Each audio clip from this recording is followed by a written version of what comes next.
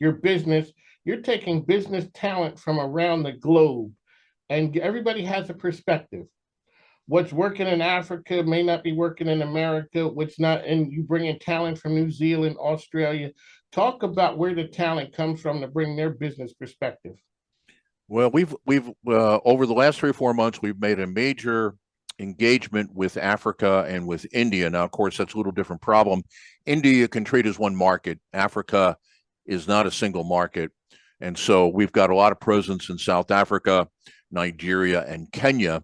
And what we're doing is we're bringing in their perspective on the issues related to, for example, finance. What is different in trying to get your business financed in Nigeria, which is considerable because the Nigerian banking system, I'll be polite and say it's dysfunctional.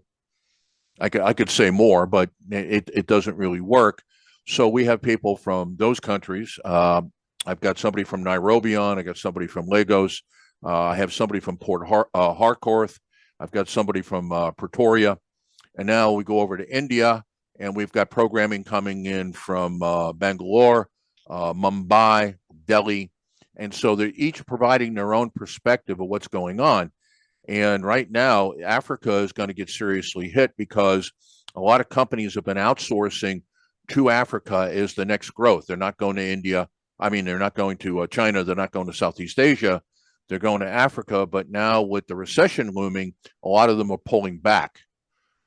India doesn't have that problem. India might not have any recession whatsoever, whereas China's in serious trouble. So is the United States. So is Europe.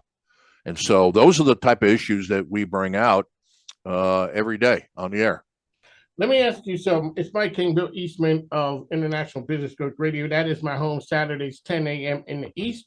So, Bill, the world is interconnected from a business standpoint. What is the mood of business, say, in America as opposed to on the African continent, as opposed to India? And how much do each other look at the other guys and say, I see what's happening there. Maybe I can find business opportunity, or maybe I can sort of stay away from mistakes that they've made. I would say that over the years, everybody looked to the United States as kind of the model of how to manage a business. And that is shifting, is that India is becoming more and more of the place that people are looking for an operational model. So the perception of the United States is a waning power.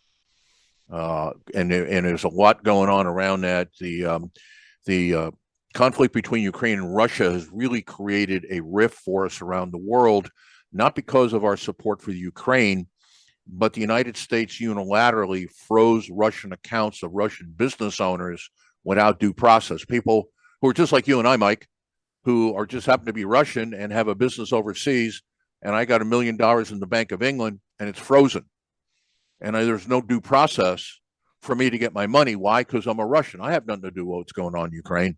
And so a lot of the third world countries, India being one of those, is looking at it, they're going, it may not be smart to get your money in the Western system anymore because they act arbitrarily.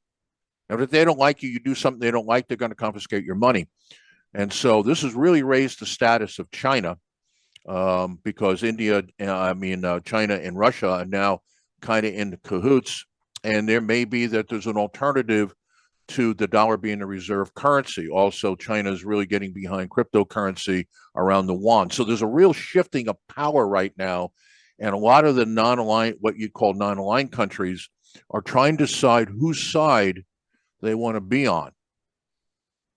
And the perception is that we're waning power. So that is what I'm hearing from news reports coming out of the continent of Africa and India, as well